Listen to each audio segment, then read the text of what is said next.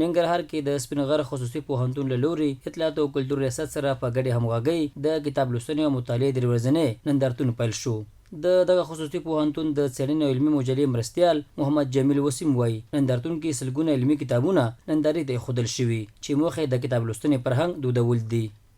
په ټوله کې خو د پوهنتونونو او د اکاډمیکو ادارو خپل اصلي رسالت اداینه ده چې دا زموږ د ټولو اکاډمیکو ادارو رسالت ده چې باید موږ کتاب لوستنې او مطالعې ته ډېر توجه وکړو، په دې برخه کې ډېر کار وکړو. دوم ستر هدف دا ده چې په ټولنه کې او په دغسې تحصیلي ادارو کې موږ د کتاب لوستنې او د مطالعې دود رایج کړو.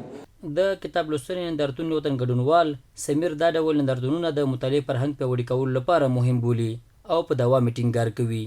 دغسې نندارتونونه د مطالعې د دودولو لپاره ډېر مهم دي. د مسؤلینو نه غوښتنه لرم چې دغسې نندارتونونه جوړ کړي تر څو ځوانان ترېنه ګټه واخلي.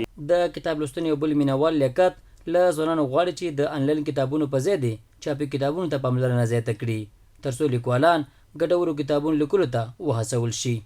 د ځوانانو څخه مو دغه هیله ده چې PDF مطالعه ونکړي، چاپ شوي کتابونه وګوري تر څو دې سره لیکوال تشویق شي او نور کتابونه چاپ کړي او ټولنې ته وړاندې کړي.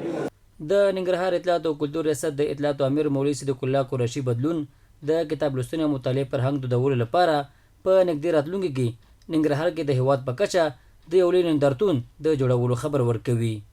د مطالعې د دودولو لپاره هم د اطلاعات فرهنګ وزارت د خپل مسؤلیت له مخې په ولایتو کې ریاستونه او دوی په هر اړوبه کې د کال یو څو نندارتونونه لري چې هغه د خصوصي پوهنتونونو سره دي، همدارقم ته د کتاب خپرندویو ټولنې سره دي او د دوی د خپلو امکاناتو په استفادې کولی شي په ولایتو کې او په یو شمېر ولسوالیو کې ګڼ ویشت ولسوالۍ هلته نندارتونونه تنظیم کړي. نو انشاءالله دغه برخې ته په تمام معنا هڅې روانې تر څو پورې په افغانستان کې د کتاب دغه لوېدلې مطالعه بیرته راپورته کړي.